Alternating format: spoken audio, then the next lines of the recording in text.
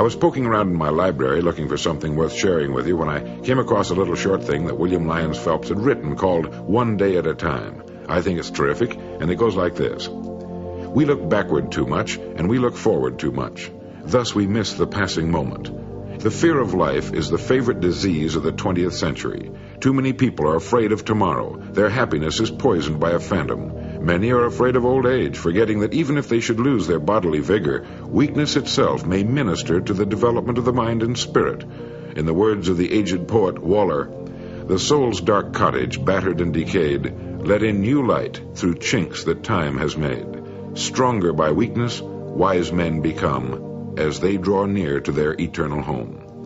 Let the scientists worry about our origin, he wrote. Let the prophets worry about our future, the decline of Western civilization and whatnot. Some people are alarmed because in 9,000 billion years the sun's fuel may give out. Instead of chagrin over our past and alarm over our future, suppose we consider our opportunity. Listen to Emerson. Write in on your heart that every day is the best day in the year. No man has earned anything rightly until he knows that every day is doomsday.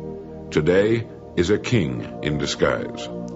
Today always looks mean to the thoughtless in the face of a uniform experience that all good and great and happy actions are made up precisely of these blank todays. Let us not be deceived. Let us unmask the king as he passes.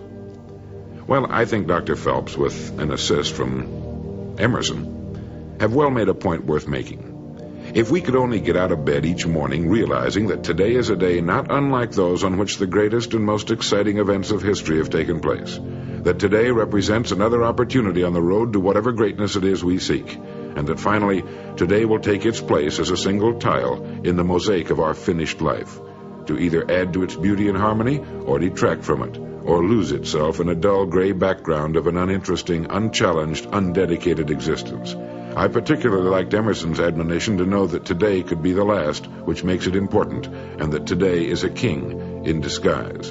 Let us not be deceived. Let us unmask the king as he passes. And above all, don't be frightened about tomorrow, but concern yourself with the eternal present. A man named Richmond wrote, "There is a time to be born and a time to die," says Solomon, and it's the memento of a truly wise man. But there is an interval between these two times of infinite importance. Among the writings of Henry David Thoreau, I came across this statement. Many an object is not seen, though it falls within the range of our visual ray, because it does not come within the range of our intellectual ray. In other words, there are many things that exist in our world that we don't see because we're not looking for them or perhaps even capable of looking for them. So in the largest sense, the world we see is only the world we look for. Show two people the same picture and each will see a different scene. Each will extract from what he sees that which he happens to be predisposed to look for. Different people looking out of a train window as they pass through the outskirts of a city will see the same thing from entirely different viewpoints. One will see a depressing, run-down neighborhood. Another will see an ideal plant site. Still another might see a marvelous opportunity for real estate development. The passing scene might give someone else an idea for a story or a song or a poem. Another, his face buried in a magazine, will see nothing. The world presents to each of us every day that which we seek. There's not a neighborhood or area that doesn't offer abundant opportunity to every person there. That opportunity is limited only by the viewpoint of the inhabitant. Some years ago, a Wisconsin farmer was stricken with polio and left paralyzed in an iron lung. Flat on his back, unable to farm his land, he was forced to push back his intellectual horizon. He was forced to think creatively, to take mental inventory of his assets and liabilities. Without moving from his bed, he built one of the country's largest and most successful meatpacking companies. Unable to use his hands and feet, he was forced to use his most precious, his most priceless possession, his mind, and he found his farm contained all the riches he and his family would ever need. Where before there was only a farm, now there are great packing plants employing thousands. I'm sure that when his friends and neighbors learned of his affliction, they wondered how he would manage to operate his farm and care for his family. He simply looked at the farm with new eyes. He saw what he had failed to see before, even though nothing had changed except his own mobility. Every one of us lives in a kind of iron lung of his own fashioning. Each one of us has opportunities just as great as that Wisconsin farmer's. But few of us are forced to reach so far into the deep reservoirs of ability within us, and fewer still know the joy and excitement and never-ending interest that can be found in our daily lives when we learn to look at our world as Thoreau looked at his.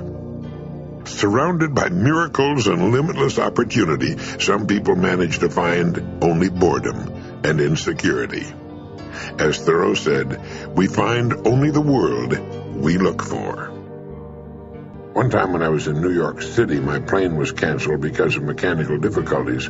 More than 100 of us, I suppose, were now left to scramble for another flight to our destinations on a busy, crowded afternoon. I went back to the counter, and a woman told me there was another flight in just an hour. "But won't that be filled?" I asked. "Well, maybe not," she said. I thought of all the people who had been canceled out on my flight, fighting for seats on the next one, which was already probably completely booked, and I toyed with the idea of staying overnight and making a new reservation for the following morning. "Why don't you try it?" she said. The thought of standing around the airport for another hour only to be turned away from a full flight was very unappealing. "Do you think there's any hope at all?" I asked. "Try it," she said. So I tried it, and I wound up with a window seat up front and was only an hour late arriving at my destination. If I hadn't tried it, I would have had to taxi all the way back into the city, register at a hotel, spend the night, and repeat the whole process the next day. I'd been saved all that by a woman who suggested that I try it, and I resolved to stop giving up so easily, to keep my expectations alive, to expect more. This is a small example, but we should never lose sight of the undeniable fact that there is a very thin line, if any at all, between what we expect from life and what we get. If we're not getting what we'd like, maybe it's because our expectations are too low. Maybe we're suffering from the poverty of expectation.